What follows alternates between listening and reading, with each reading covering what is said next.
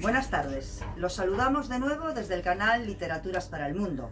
Soy Marta Pérez Amor, periodista a cargo del programa Literaturas de ayer y de hoy. El Departamento de Estudios Literarios Hispánicos de la Universidad de Turín, en Italia, ha convocado el primer congreso sobre la obra de Francesco Petrarca y su legado e influencia en la poesía española del Renacimiento. El programa incluye a los grandes poetas renacentistas españoles Juan Boscán, Gutiérrez de Cetina, Francisco de la Torre, Francisco de Aldana, Fernando de Herrera, Fray Luis de León y Juan de la Cruz, y la fuerza con que el escritor florentino influyó sobre ellos. En estos momentos asistimos a la conferencia inaugural, una inusual participación a dos voces entre los profesores españoles Eva Llaneza y Alejandro Fernández, que versa sobre la vida y la obra de Petrarca y cómo su poesía influyó en la del poeta toledano Garcilaso de la Vega, el gran vate renacentista español. Los dejamos con ellos y retomamos nuestra tertulia al final. Muchas gracias.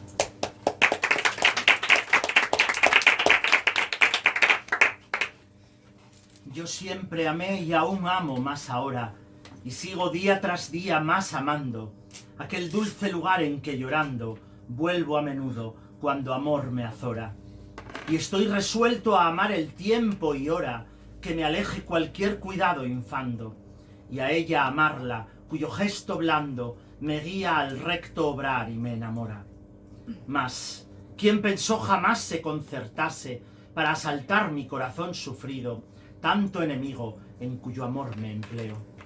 Amor, con qué violencia me has vencido, que si al deseo mi fe no sustentase, muerto caería donde vivir deseo. Francesco Petrarca vivió casi 70 años en el siglo XIV. Ya saben todos ustedes lo que eso significa. Uno de los acontecimientos más importantes de su vida fue la quema de libros por parte de su padre, que lo había enviado a estudiar leyes, pero a él lo que le gustaba era la literatura clásica. Solo le quedaron dos de toda la gran quema que hizo su padre, uno de Virgilio y uno de Cicerón, claves a lo largo de toda su vida. Los libros desempeñan un papel crucial en la percepción que tenía el poeta de su propio desarrollo y deben ocupar un puesto de primera magnitud en cualquier relato que cualquiera haga sobre él. No solo dedicó tiempo a buscarlos, leerlos y trabajar con ellos, sino que para él eran confidentes, mucho más realmente que sus amigos. Mientras en la escuela sus compañeros leían a Esopo, él leía a Cicerón, sin entenderlo, pero cautivado por la dulzura y la sonoridad de la palabra. Con solo 12 años, su padre decidió que estudiara leyes, por lo que lo envió primero a Montpellier y luego a la Universidad de Bolonia, el centro de aprendizaje de leyes más importante de toda la Europa medieval. El paso por ambas lo ayudó a ganar afán por la literatura clásica y lo puso en contacto con las dos literaturas en lengua vernácula más importantes del medievo, la literatura occitana o provenzal y la literatura italiana. A partir de 1326, Petrarca ya estaba realmente decidido a una carrera literaria. Había olvidado sus estudios de leyes. Primero lo apoyó su padre, a pesar de aquella antigua quema de libros, y después los beneficios eclesiásticos y la generosidad de algunos mecenas que conoció en Aviñón. Lo que se estaba convirtiendo rápidamente en una pasión por los libros se vio muy pronto alimentado por la biblioteca papal y el floreciente comercio de libros de la gran ciudad de Aviñón, en la que vivió junto a su familia, cuando se convirtió esta ciudad en el centro del poder, del mecenazgo y de la diplomacia al trasladarse allí el papado. Sus viajes, otra de las grandes características de la vida de Petrarca, desempeñaron una función en relación con este tema. Su viaje al norte en 1333 sirvió para que encontrase en Lieja un discurso de Cicerón que hasta entonces estaba perdido, el Proarchia Poeta. Y en París encontró los poemas del poeta elegíaco Propercio. Gracias a él tenemos hoy en día estos discursos y estas obras. Con solo 30 años y antes de su primera visita a Roma, ya había acumulado Petrarca una gran cantidad de libros con una marcada preferencia por la filosofía, la poesía y la historia de la antigüedad. y cuando murió en 1374, su biblioteca había crecido hasta convertirse en la mayor colección privada contemporánea de literatura clásica. Los primeros libros que Petrarca compró con su propio dinero fueron La ciudad de Dios y Las confesiones de San Agustín, un autor que no era clásico, pero que fue otro de los que también influyó en toda su obra. Del mismo modo que Cicerón condujo a San Agustín hacia la verdad, Petrarca, guiado por el santo, buscó al escritor romano.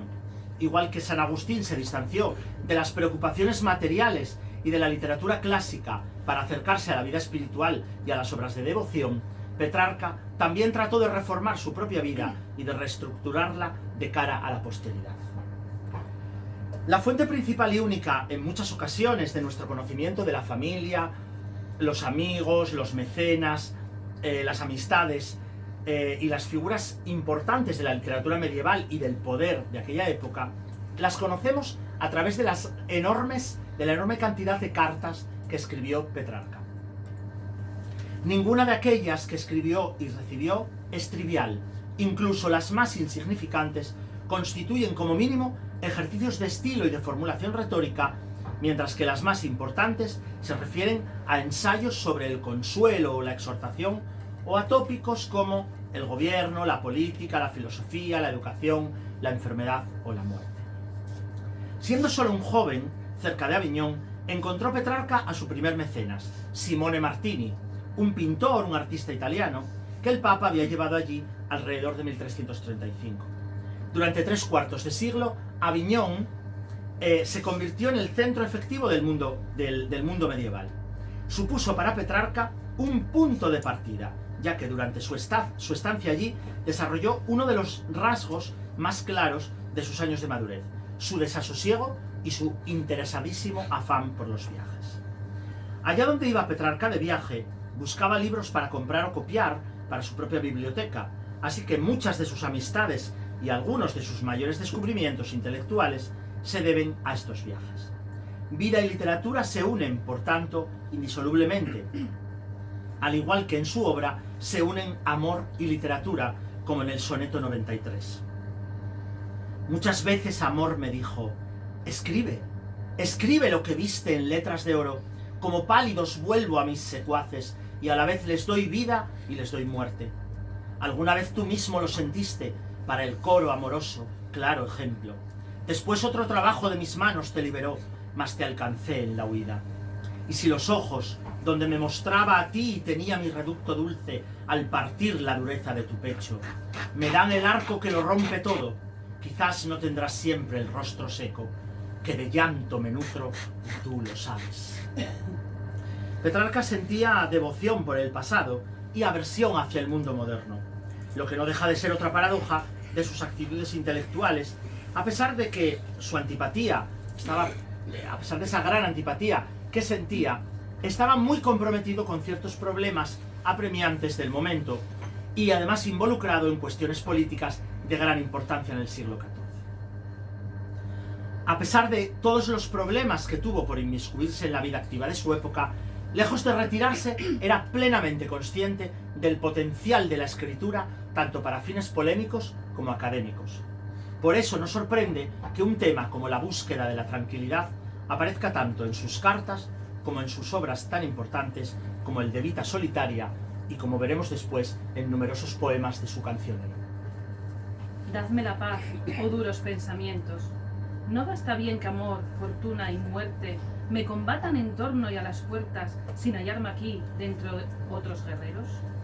En 1359 envía a Boccaccio un manifiesto literario en que Petrarca habla del modo en que las obras de sus autores favoritos se han quedado grabadas no solo en su memoria, sino en el centro de su ser, enraizándose en las partes más profundas de su mente, llegando a olvidar incluso quién las escribió, concepto totalmente medieval relacionado con la intensa absorción intelectual de dichas fuentes. Todos conocemos a Petrarca por su cancionero, pero también escribió otras muchas obras que no son esas. Las familiares, que ilustran de forma gráfica las dificultades con que tropieza un historiador en busca de un esquema cronológico nítido. El de Vita Solitaria, que muestra cómo la vida solitaria y la tranquilidad que esta conlleva están pobladas de libros y de amigos, un lugar privilegiado para la actividad espiritual y literaria, que eran las dos más importantes del poeta.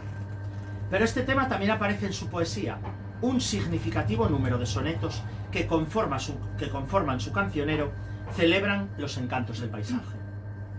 Cuando en la décima égloga se habla de Silvanus, un habitante de los bosques y cultivador de laureles, o cuando el poeta se da instrucciones a sí mismo en una nota al margen, en el manuscrito descubierto por él de la Institutio Oratoria de Quintiliano, con el fin de contestar a las objeciones del autor a la vida solitaria, al igual que cuando planta laureles en su jardín, o escala un monte y admira la vista, o se lamenta, del modo literario más elegante, de las obligaciones que le impiden escribir, en todos esos casos Petrarca está representando de forma consciente las contradicciones de su propia vida y de su obra, y de la relación totalmente simbiótica que las une a pesar de todas esas grandes diferencias. Petrarca tenía un sueño, quería ser coronado como poeta laureado, y tras recibir dos invitaciones distintas para ser coronado con laurel, una convocándolo a Roma y otra a París, el 6 de abril de 1341, tras un examen oral de tipo académico dirigido por el rey Roberto en Nápoles, Petrarca entró en Roma y 2 días después, el domingo de Resurrección, fue coronado como poeta laureado en el Capitolio y declarado ciudadano de Roma. Fue una hazaña extraordinaria, una recreación sin precedentes del pasado clásico en el centro del mundo clásico, así como un acto para su propio engrandecimiento como poeta y como persona. El primer fruto de esa coronación fue el discurso que presentó en la misma ceremonia, un ensayo sobre la naturaleza de la poesía inspirado en autoridades clásicas. Sus epístolas en verso son 66 cartas divididas en 3 libros.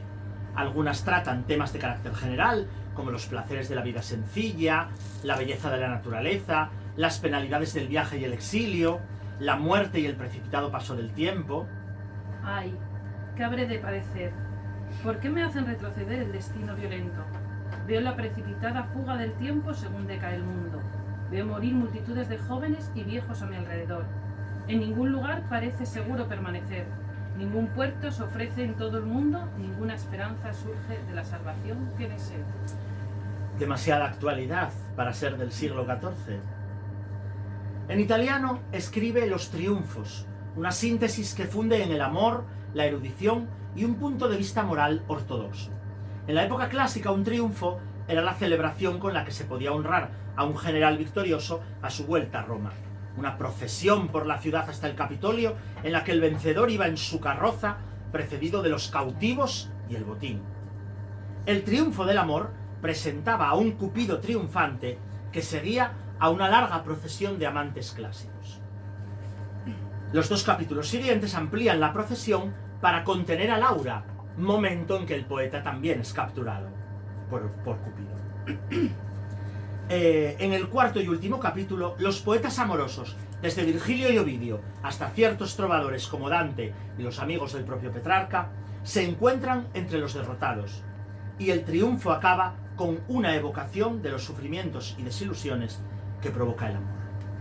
El tercero es el triunfo de la muerte, en especial la muerte de su amada Laura, el 6 de abril, exactamente el aniversario del enamoramiento del poeta.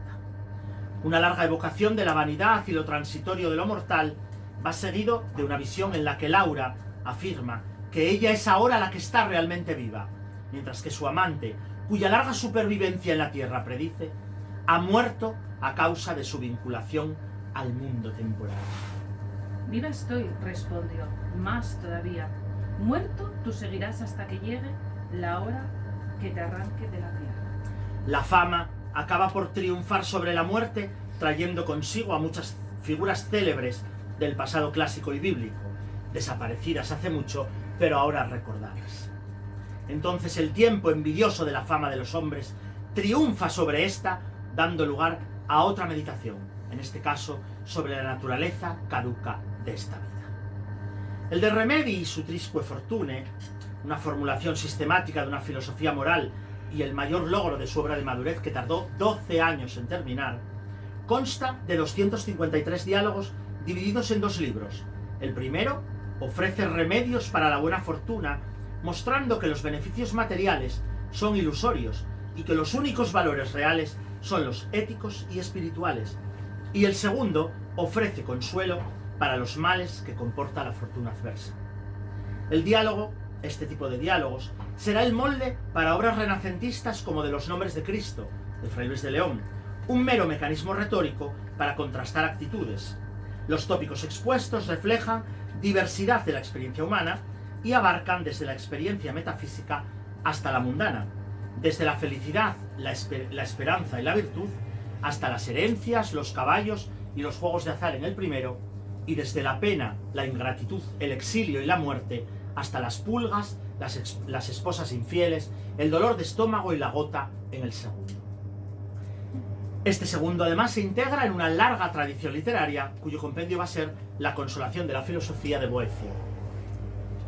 Y el punto de vista de Petrarca parece haber sido que la buena fortuna era más peligrosa que la adversa, concepción que compartían San Agustín y otros padres de la Iglesia, que venía de Séneca.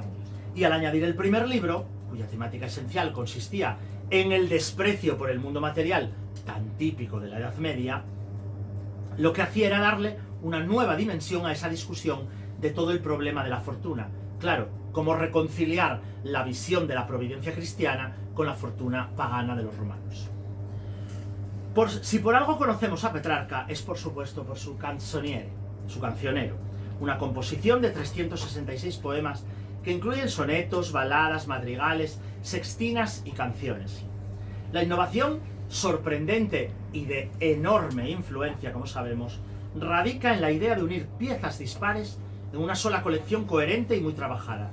Solo después de haber escrito un buen número de poemas, se resolvió Petrarca a unirlos, y su concepción del conjunto acabado habría de evolucionar continuamente a lo largo de su carrera.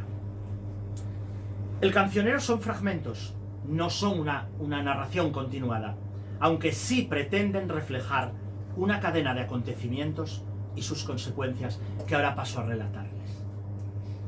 El primer encuentro del poeta con Laura en 1327, la larga historia de sus sufrimientos amorosos, 20 años. La muerte de su amada 21 años después de aquel día, y su prolongada devoción por ella, cada vez más matizada por el arrepentimiento y el deseo de salvación. Además, siempre que existen hechos reales que avalan los poemas, el poeta tiene buen cuidado de documentarlos, tanto en algunas cartas, donde insiste en su autenticidad, como en esta breve nota que ahora van a escuchar. Laura, ilustre por sus propias virtudes y largamente celebrada en mis poemas, apareció por primera vez ante mis ojos en mi juventud, en la iglesia de Santa Clara de Aviñón, en el año 1327 de Nuestro Señor, el 6 de abril, durante el primer servicio religioso de la mañana. Y en la misma ciudad, en el mismo mes de abril, en el mismo sexto día, a la misma hora del año 1348, su luz fue separada de la de este mundo. Los detalles aparecen ordenados con demasiado cuidado, sobre todo si recordamos que la entrada de Petrarca en Roma para su coronación, el 6 de abril de 1341, está situada exactamente a 2/3 del tiempo transcurrido durante su tenaz relación amorosa. Pueden estos datos no ser exactos históricamente, pero la ficción que representan es mucho más importante que cualquier precisión cronológica, ya que no solo se trata de un elemento fundamental de la estructura sobre la que Petrarca edificó la totalidad del cancionero, sino también del núcleo de la construcción espiritual de sí mismo. El tema del amor, que siempre reconocemos en ese cancionero, no se hace dominante hasta la segunda parte. El amor aparece inmediatamente y debilita todo el instinto moral. En cuanto aparece Laura, queda revelado todo su potencial político. En los primeros 7 sonetos, el nombre de la amada ha dado lugar al juego de palabras, y su vinculación con los laureles de la poesía ha quedado clara, así como su papel como transfiguración de Dafne, Laurel, Dafne, la ninfa que, según las Metamorfosis de Ovidio, había sido amada y perseguida por el dios Apolo, y que había sido transformada en laurel justo a tiempo para escapar de él. Pero Petrarca tenía una faceta moralista que no lo dejaba llegar tan a fondo. Entonces, para la faceta moralista del poeta, y según la habitual explicación medieval del mito, Apolo es una figura alegórica del hombre que, al buscar la fama y la vanagloria, se ve finalmente con las manos vacías. Así, desde el mismo comienzo se abre un importante campo de investigación poética. Los juegos de palabras sobre laura y lauro, el laurel, que se van convirtiendo en elementos ornamentales más frecuentes y complejos, resumidos en el soneto que comienza este cuarteto, el 197. La aura celeste que en las verdes ramas exhala, donde amor a Apolo hiriera, y en mi cuello me puso un dulce yugo, tal que mi libertad tarde recobro. Apolo se funde con el sol de los ojos de Laura, y en una canción la metamorfosis de Dafne se convierte en la del amante al transformarse él mismo en laurel. Como quedéme, apenas me di cuenta de mi propia persona transformada, y al ver mi pelo hacerse aquella fronda, de la cual esperaba coronarme, y cuando vi los pies con el que corría, como miembros al ánima de obedientes, volverse dos raíces en ondas, de un río más altivo que Peneo, y de dos ramas mudarse los dos brazos. Finalmente, mucho después de la muerte de Laura y cerca del final del cancionero, ella se le aparece en una de las muchas visiones, en el poema 359, y le ofrece los laureles del triunfo, pero recordándole que aún está ligado por el nudo dorado de su amor. Esta rica concepción ovidiana es el más importante de los mitos personales de Petrarca, así como una de sus más fértiles fuentes de inspiración poética. Sin salir de su marco, empieza a desarrollarse un deseo que es todo el sufrimiento destinado a no ser correspondido jamás, que separa al amante del resto de las personas, alejándolo incluso de sí mismo, y que por supuesto solo puede conducirlo a la muerte. Se trata de un amor profundamente paradójico en su naturaleza, efectos y expresión, ya se articule como el gélido fuego de las sensaciones del poeta, Fuego por dentro y por afuera nieve, solo con mi pensar y otros cabellos, siempre llorando iré por toda cumbre. o en las tensiones de los sonetos, que tan pronto celebran como lamentan su unión, añorando en un momento pasión y al siguiente paz. El poeta como su poesía se encuentran en un fluir perpetuo. Así nos presenta los conocidos temas del paso del tiempo y la fragilidad de lo mortal, la vanidad de todos, las alegrías y aspiraciones humanas, el movimiento hacia adelante del viaje de la vida en búsqueda de un puerto tranquilo, la huida de la muchedumbre vulgar en pos de la soledad. Todos ellos son aspectos típicos de la poesía de Petrarca. A medida que avanza, las implicaciones morales del cancionero se van haciendo más explícitas. Al principio de la segunda parte, el amante aún se siente incapaz de seguir el camino de la rectitud que percibe de modo tan agudo. Sin embargo, las cualidades potencialmente celestiales de Laura, de una Laura en vida, surgen cada vez con mayor claridad según se le va apareciendo repetidamente en sueños y visiones, siempre después de muerta.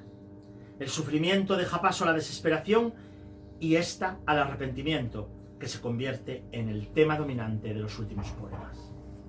El deseo de muerte aumenta en el poeta, y con él la esperanza piadosa de poder seguirla al cielo.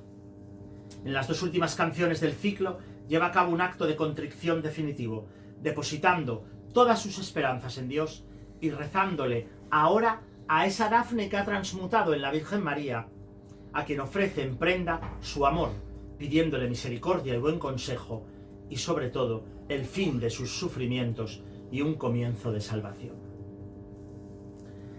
Esta antología poética, que es lo que es realmente el cancionero, no es solo una historia de amor, a pesar de contener poemas como este.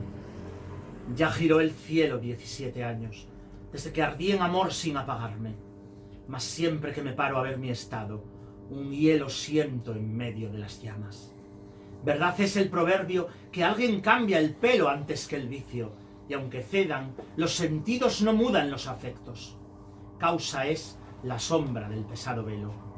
Cuando triste de mí llegará el día que el paso de mis años contemplando salga del fuego y de tan largas penas. Veré el día en el cual cuanto quisiera ese aire dulce, adorno de su rostro, pueda gozar y cuanto es conveniente. Por tanto, en esta antología Aparecen también poemas sobre el regreso a Roma y en alabanza a Italia, como la canción 128, el primer himno patriótico de la literatura en lengua vernácula italiana y que constituye también un urgente llamamiento a la paz. Poemas sobre la fama, la virtud, la muerte de sus amigos, de su mecenas, la campiña, los goces de la soledad, pero por encima de todo hay continuas menciones al tema de la escritura, que sirven para recordarnos la conciencia literaria de sí mismo que caracterizaba al poeta y a sus poemas. El objetivo del Petrarca moralista consistía en elevar su experiencia subjetiva al nivel de una verdad universal y objetiva, una labor para la que la poesía era especialmente adecuada.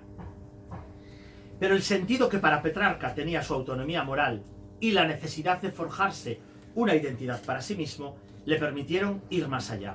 No solo hacer una obra de arte a partir de los hechos de su vida, sino transformar su propia vida en una obra de arte. ¿Qué hay del legado de Petrarca y qué ha hecho la posteridad con él?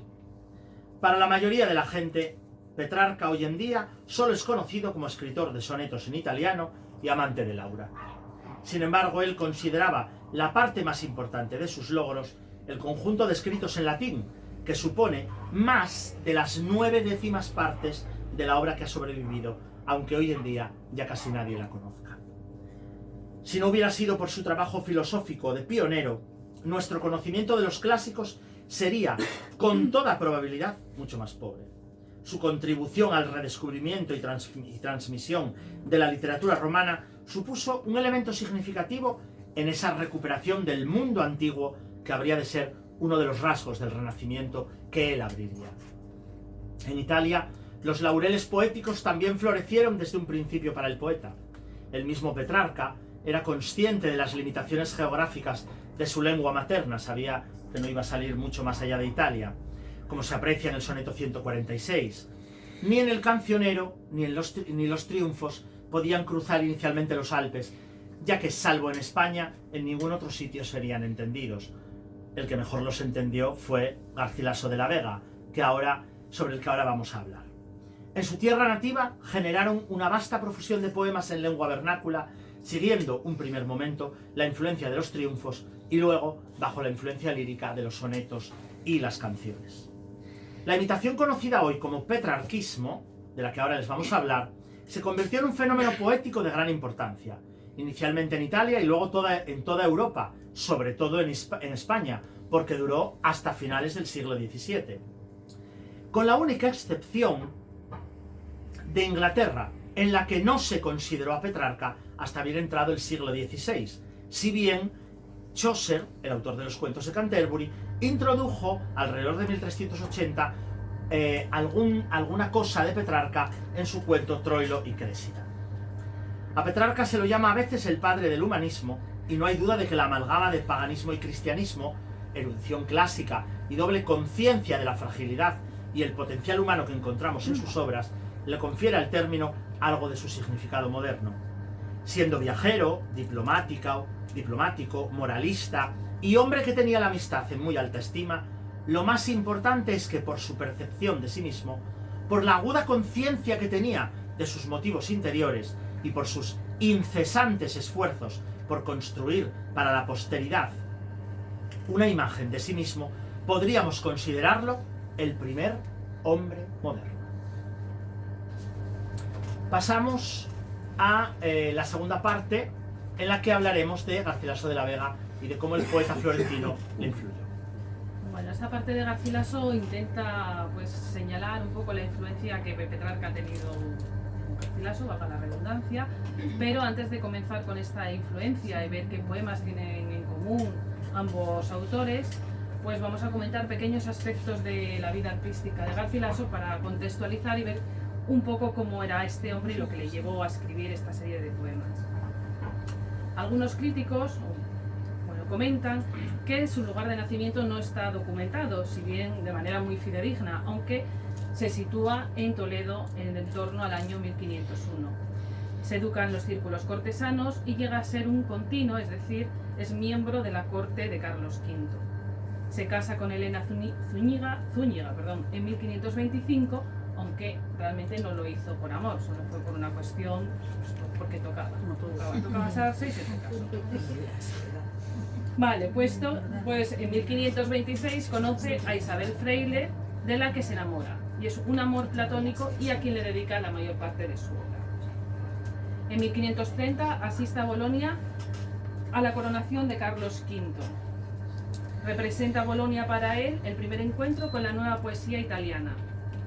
En 1532, tras un episodio bastante oscuro y difícil de precisar, para unos habría sido la asistencia del poeta a la boda no autorizada del sobrino de Carlos V, mientras que para otros se trataría de una asepsia del poeta, Carlos le retira sus favores y le envía en destierro a la isla del Danubio.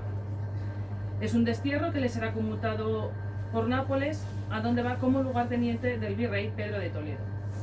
Esta nueva estancia en Italia significará para Garcilaso la asimilación definitiva del espíritu renacentista italiano y su incorporación a la lírica castellana. En Nápoles conoce a escritores italianos como Luigi Transillo, Bernardo Tasso o Antonio Sebastián Minturno. Mantiene además correspondencia con Pedro Bambo, una de las figuras más señeras por aquel entonces en la Italia renacentista. Fue, por tanto, capital esta estancia napolitana para la poesía castellana, gracias a la cual Garcilaso se familiariza con las estrofas italianas, que incorporará junto con el soneto a la nómina de la métrica renacentista castellana. Su condición de soldado le obligará a participar en empresas que la corona lleva a cabo en la península itálica, y en 1536 muere a consecuencia de las heridas sufridas en el asalto al castillo de León. Se puede observar en su obra la huella de una raíz hispánica. No obstante, es la poesía italianizante la que influye en su obra de manera más significativa. Se podría decir que la conversión total a los cánones italianos se produce en 1537, según dice Rafael Capesa. Los poetas italianos que influyen en su obra son Petrarca, como vamos a ver, como maestro de toda la poética que se opera en el Quattrocento italiano, y Sannazaro como autor. Que no todos los investigadores defienden esta influencia de Petrarca en la obra de Garcilaso, pero aquí mi compañero y yo sí que decimos que esa influencia es muy visible. Dentro de los defensores estaría Kensington, que opina que toda su obra está impregnada de petrarquismo, mientras que Navarro Tomás expone que esto no es así.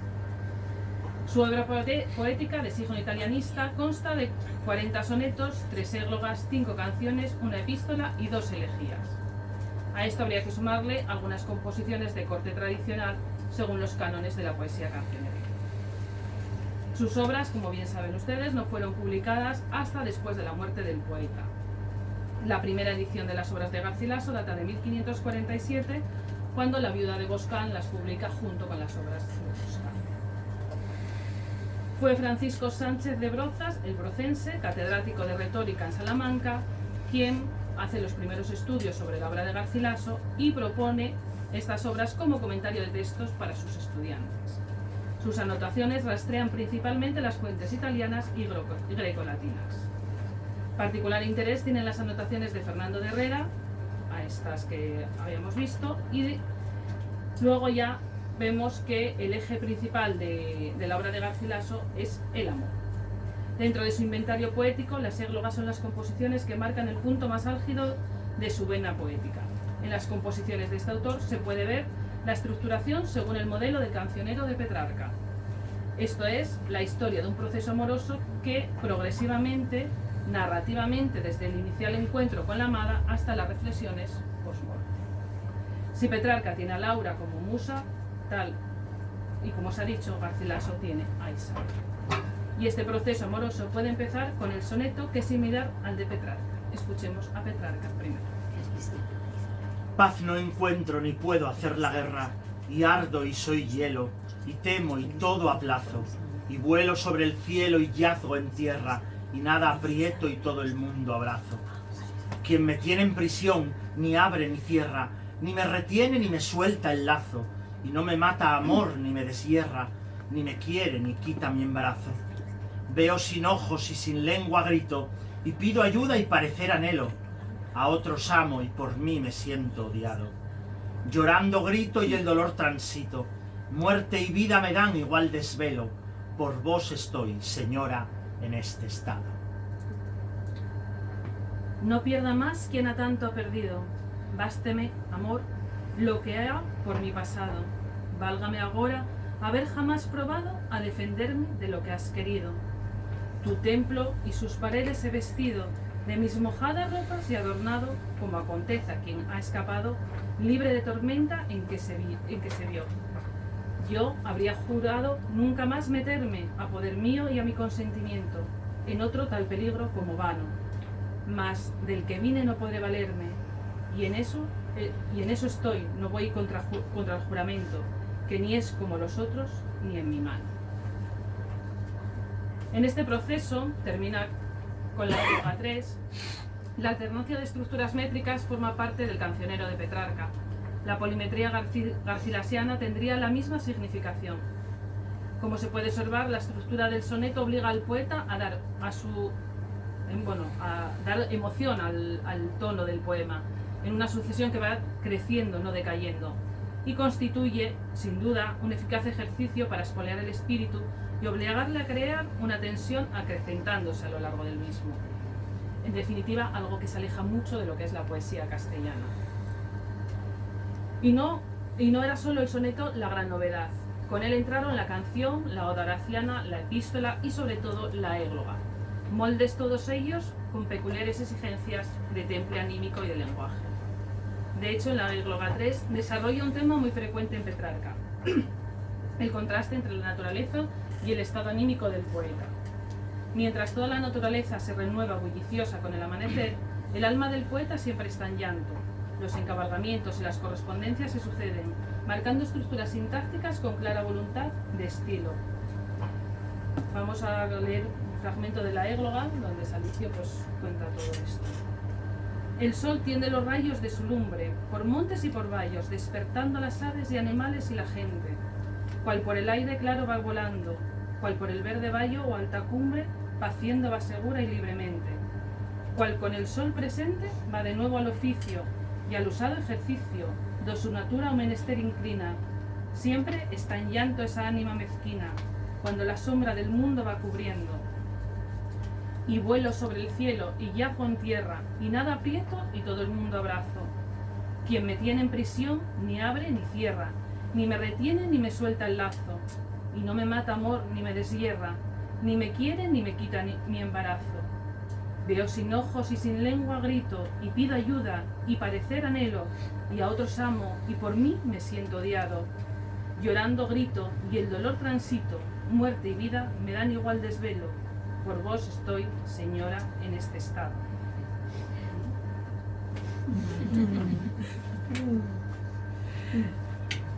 Vale. La canción petrarquista, vamos a saltar un poco esto que se lo está haciendo un poco largo, compuesta de 14 versos y en decasílabos y heptasílabos, es el esquema métrico utilizado a lo largo de toda la égloga. En las églogas de Garcilaso predominan más los elementos líricos que los descriptivos. Son canciones pastoriles, canciones por la estructura, pastoriles por la naturaleza de los elementos narrativos. La innovación que Garcilaso de la Vega realiza en lengua poética española se produce, pues, mediante la liberación de los yugos métricos a la que estaba sometida, permitiendo el desencadenamiento de ritmos ajustados al sentido del verso, potenciando a su vez con efectos sonoros sobreañadidos y con la adopción de un material léxico moderno, selecto y de buen gusto. Esta pulcritud suya, que elogia en Boscán en usar solo vocablos no nuevos ni desusados en el habla cortesana, se manifiesta en la escasez de las palabras insólitas que introdujo, a pesar del tópico ya presente en Herrera de que osó Garcilaso entremeter en lengua y plática española muchas voces latinas, italianas y nuevas. En los anhelos de toda persona culta del Renacimiento figuraba dotar de dignidad de la majestad del latín a la propia lengua. Un medio que abiertamente empleó Garcilaso fue el hipérbato. Con el nuevo lenguaje entró otra forma literaria del amor, ya no ejida por el modelo feudal de servicio del amador a la amada. Garcilaso cambia las palabras amador y amada, sustituyéndolas por amante y señora. Elimina además tópicos trovadorescos como el de la saña, de la amada, que es enemiga del amador, el de la prisión de éste, el del daño o heridas que recibe y el del despecho, etcétera, etcétera. Todos estos lugares comunes y muchos más del periodo anterior elimina Garcilaso y, con ellos, el vocabulario con que se expresaba. Todo esto puede llevar a pensar que Garcilaso fue simplemente un petrarquista. Sin embargo, clasificarle solamente como petrarquista sería un error. No se trata de negar que el del canto de Lisa sea ajeno a la estela del cantor de Laura, sino tan solo precisar que no pisa sus huellas servilmente, y de que cuando lo hace, con versos o sintagmas traducidas al pie de la letra, actúa con un designio claro de ostentación intertextual. Está en la estela de Petrarca, pero incorporado a quienes, en Italia mismo, elevan su voz para destacarse. Con admiración más rendida hacia él, atento a su canon poético, sólidamente afianzado por Bembo, pero buscando distancias. Y ello domando una lengua que hasta entonces obedecía a otros frenos, y mientras se forjaba, con la lectura y con la amistad de otros artistas, una sensibilidad de naturaleza bastante diferente a la que estaba llamado por la tradición poética de su pueblo. No obstante, la poesía de Garcilaso desprende una melancolía que no revela la de Petrarca. El saber velar su dolor con gesto de elegante recato, ocultándose a veces en la figura de un pastor, que lo aleja en ese sentido del de Petrarca. Una viril aceptación del lado adverso y una estoica resignación ante el infortunio consiguen también alejar toda esta estridencia que a veces se desprende de Petrarca. Si en el cantor de Laura alguna fría sutileza viene a destruir la emoción de unos versos, la grave sinceridad y la ternura que siempre distinguen a los de Garcilaso las impide manifestar una situación de desencanto. No toda la producción de Garcilaso ofrece un tono de resignada tristeza. Existe también una lucha entablada entre su razón y la pasión que la agita. Y así se puede ver en la canción quinta, donde se deja traslucir el influjo de Petrarca y del patético y apasionado Ausías March. En la aspereza de mis males quiero que se muestren también en mis razones, como ya en los efectos se ha mostrado. Lloraré de mi mal las ocasiones, sabrá el mundo la causa por que muero, y moriré a lo menos confesado, pues soy por los cabellos arrastrado de un tan desatino pensamiento, que por agudas peñas peligrosas, por matas espinosas, corre con ligereza más que el viento, bañado de mi sangre la carrera, y para más desprecio atormentarme, llévame alguna vez por entre las flores, hado de mis tormentos y dolores, descanso y de ellos vengo a no acordarme, mas él a más descanso no me espera, antes, como me ve de esta manera, con un nuevo furor y desatino, torna a seguir el áspero camino. Tras el tema del sentimiento amoroso está el gran amor a la naturaleza. El decisivo influjo que recibió desde Petrarca y de la tradición bucólica grecolatina en este aspecto no se puede negar. De acuerdo con el tópico pastoril, el poeta nos presenta una naturaleza finalmente estilizada. En ella todo tiende a producir una sensación de armonía y sosiego. La soledad y el reposo del campo no es más que un medio para llegar a la perfección espiritual. La naturaleza solamente aparece como un oasis de belleza absoluta, arquetipo de toda perfección, reflejada al mismo tiempo una delicada sensibilidad para los valores sensoriales y una extraordinaria intuición lírica, así como un adecuado fondo en el que destacar los sentimientos amorosos. Bueno, la descripción de la naturaleza, principalmente en la égloga 3 e incluso en la égloga 1, están escritas después de su viaje a Italia. En ellas es decisivo, aparte del influjo de Petrarca, el de la tradición bucólica grecolatina, partiendo de Teócrito.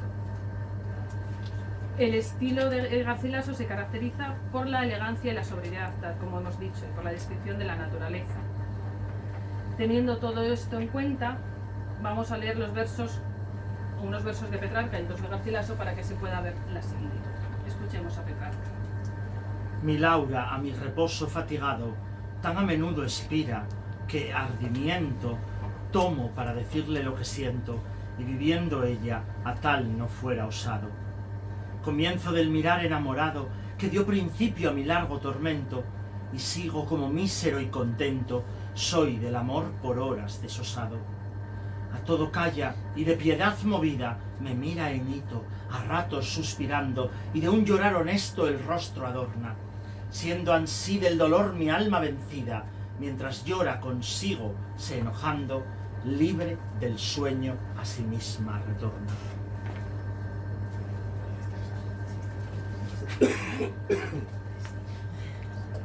Cuando me vuelvo a contemplar los años que en pensamientos de amor he gastado, y el fuego a do me eleva ya apagado, causa de mis afanes tan extraños, y la fe de amor rota y sus engaños, y el bien mío en dos partes separado, que una es ya tierra, el cielo otra ha llevado, y el interés perdido de mis daños.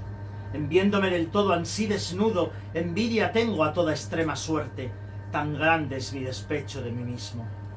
Oh mi estrella, oh fortuna, oh hado, oh muerte, oh día para mí tan dulce y crudo, como disteis conmigo en el abismo.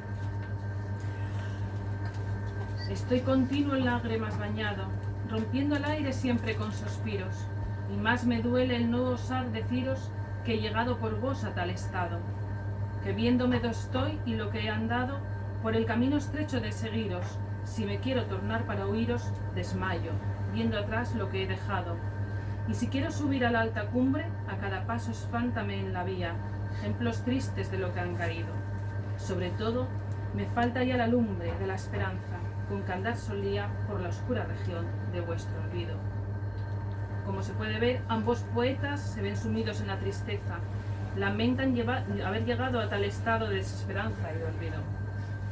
Las obras más conocidas de este autor, para finalizar, quizás sean las églogas, ya que son composiciones poéticas de carácter bucólico en las que los pastores dialogan sobre los temas amorosos.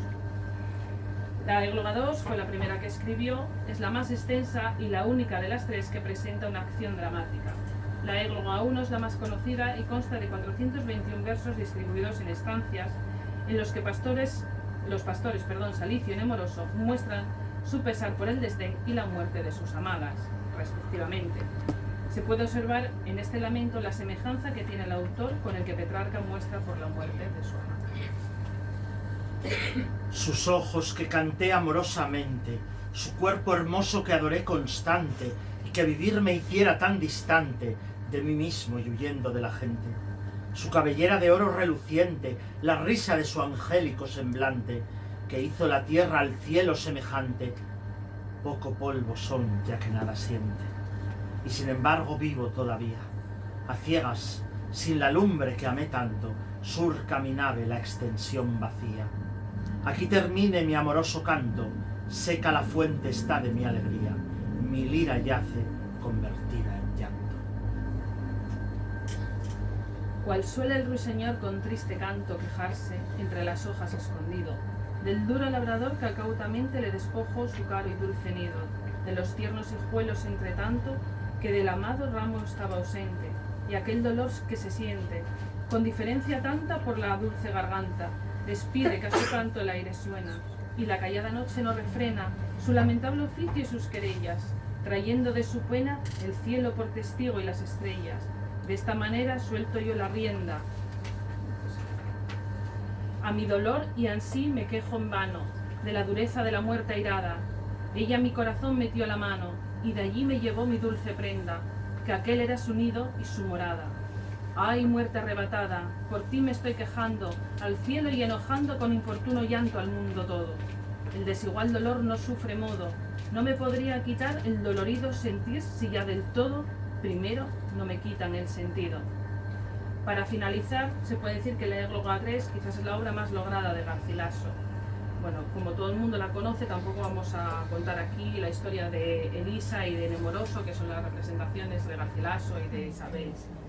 Queríamos terminar, o nos parecía importante terminar, con la Oda a la Flor de Nido, que es también una de las obras más conocidas de Garcilaso y que, pues, según algunos críticos, no es tan petrarquista. Sin embargo, queríamos resaltar que sí que es verdad que a lo largo de la Oda se pueden ver reflejos de la influencia de Petrarca.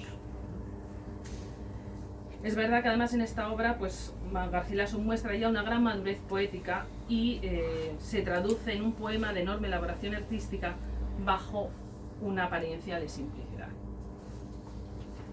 Vamos a leer solamente unos versos, finalizamos.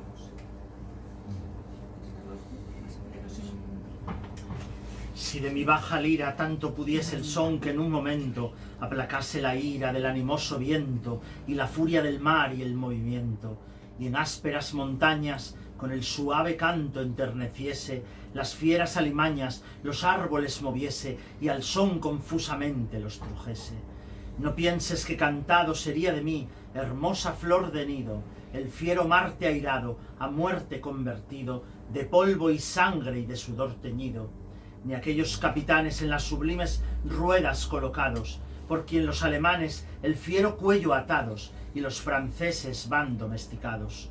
Mas solamente aquella fuerza de tu beldad sería cantada, y alguna vez con ella también sería anotada el aspereza de que estás armada, y como por ti sola y por tu gran valor y hermosura, convertido en viola, llora su desventura el miserable amante en tu figura.